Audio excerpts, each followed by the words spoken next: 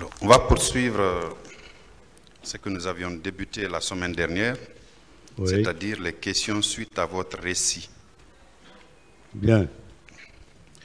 Alors, en prélude du meeting des forces vives du 28 septembre 2009, oui, de quelle autorité aviez-vous reçu les ordres initiaux qui vous ont permis d'établir les ordres opérationnels?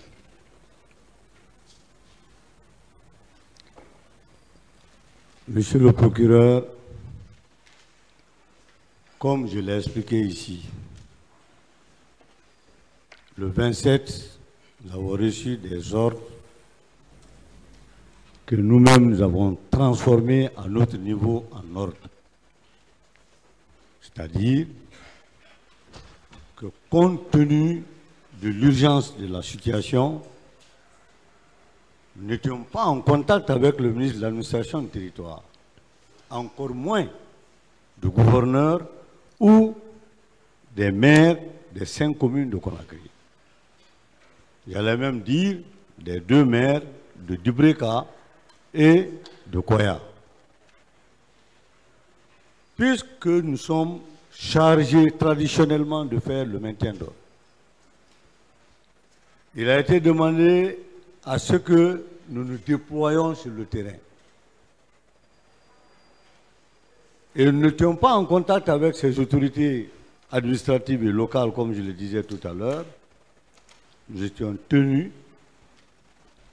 de prendre en nous-mêmes pour, n'est-ce pas, transformer ces instructions en ordre de commandement de déploiement sur le terrain. Nous avons pris en nous-mêmes. Parce que traditionnellement, on dit, lorsque le gendarme voit le feu allumé, il doit aussitôt chercher à intervenir et après rendre compte à qui de droit, selon qu'il s'agisse des troubles à l'ordre public ou d'une scène de crime. Je ne parle pas des instructions que vous avez reçues. Oui. Les ordres initiaux dont je parle, vous oui. êtes haut officier de la gendarmerie, vous le oui. savez. Ce sont des documents généralement qu'on établit, qui ont des incidences financières parfois, parce que ce sont ces ordres initiaux qu'on envoie au ministère des Finances pour décaisser l'argent, pour permettre la planification, enfin pour permettre la prise en charge en carburant et tout ce qui s'ensuit. Oui. Ces ordres initiaux-là, qui les avait établis en prélude du meeting du 28 septembre 2009?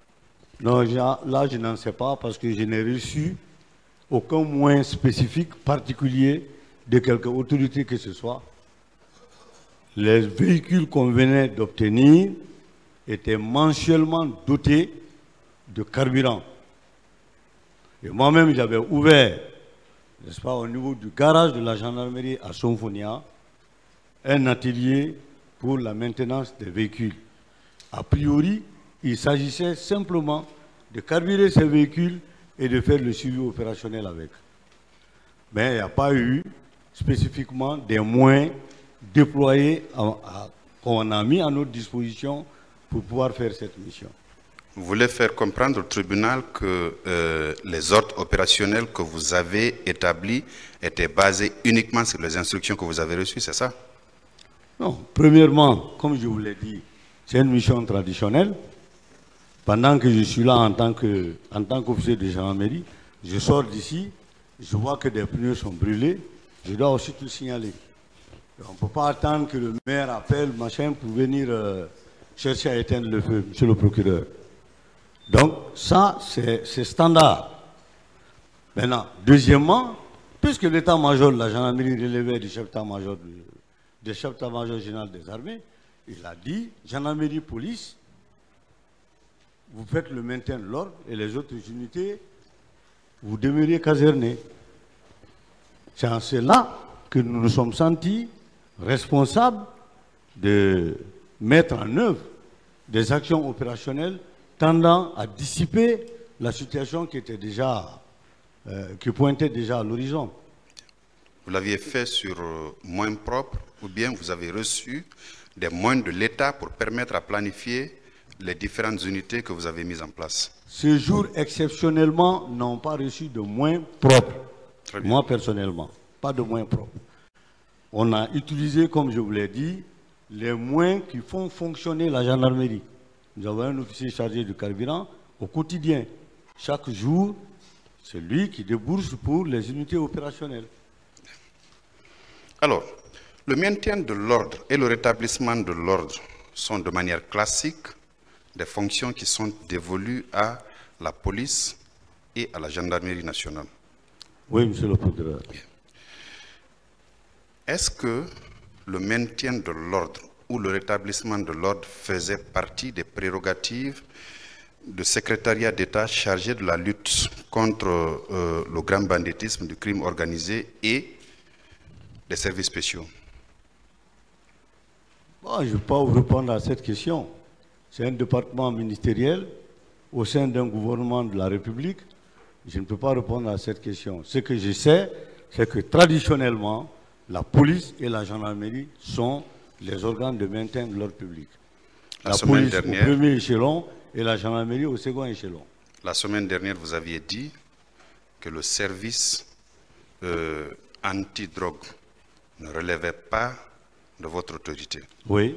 Ma question cette fois-ci est de savoir Oui. si ce service-là est bien habilité pour le maintien ou le rétablissement de l'ordre.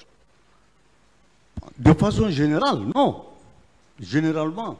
C'est-à-dire un département ministériel pour le maintien de l'ordre public, non. Voilà.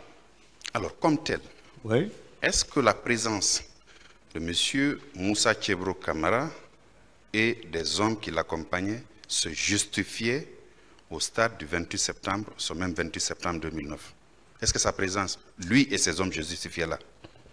Non, monsieur le procureur, je ne peux pas vous donner une réponse a priori par rapport à ça.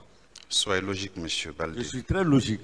Vous avez dit, J'ai répondu à votre question qui tendait à savoir est-ce qu'il y a d'autres structures dans l'administration publique ou dans les forces publiques en charge du maintien d'ordre, est-ce qu'il y a possibilité qu'un département y soit mêlé? J'ai dit non. Mais maintenant, la motivation du département, ça, moi, je ne peux pas... Parce que j'étais très sincèrement... Hein, je pose la question oui, en tenant compte de quelques éléments. oui, Le meeting oui, au stade du 28 septembre oui, rassemblait rien que les forces vives de la nation. oui, On n'a pas parlé de grands bandits, on n'a pas Oui. parlé de narcotrafiquants, oui, on n'a pas parlé de grands criminels. oui. Est-ce que la présence du service habilité à rechercher les infractions de ce genre se justifiait là-bas ce jour? J'ai déjà répondu à ça, monsieur le procureur. Je vous dis, traditionnellement, non. Bien. Mais par rapport à un ministre de la République, moi, je ne peux pas répondre à sa place. Hein. Il y a un accusé dans le box, M. Mamadou Aliou Keita, qui est gendarme. Vous le connaissez? Oui, je connais Mamadou Aliou Keita. Il a été un de mes gardes-corps, monsieur le procureur. D'accord. Qu'est-ce que vous connaissez de lui? En deux mots. Monsieur le Président, c'est... Décidément, je vais donner des appréciations à tout le monde ici. Vous n'êtes pas tenu. C'était juste Vous n'êtes pas tenu. Si pour moi, c'était un garde-corps. Bien. Après, qui s'est retrouvé à l'escadron numéro 1 comme étant, je crois, FLG ou quelque chose comme ça. D'accord. Il était trop bas par rapport à moi. Une dernière question qui ne va pas toucher le 3 décembre. Le président nous a demandé de ne pas en parler, on n'en parlera pas. Mais lors des explications, lors de l'interrogatoire de M. Abakar Diakité, alias Toumba, il a eu à déclarer ici qu'on voulait lui faire porter le chapeau des événements du 28 septembre. Et que, ce faisant, on a arrêté deux de ces éléments qu'on avait conduits à une unité de gendarmerie. Vous étiez informé de ça? PM3, exactement. Bon, c'est juste, ce n'était pas 2 personnes. D'accord. Mais je ne peux pas donner plus de détails parce que c'est une procédure qui est déjà ouverte. Moi-même, j'ai été, Monsieur le Président, j'ai été entendu par un doyen des juges à Mafanko. Je crois que c'était le doyen des juges Yansané. À cet effet, pour moi, cette affaire est pendante à la justice. Si nous l'expliquons ici, le jour que... Je ne parle pas des événements du 3 décembre, M. Bali. Il y avait plus de 2 personnes. Ce n'était pas 2 personnes. D'accord. Monsieur le Président, j'en ai fini. Je vous remercie.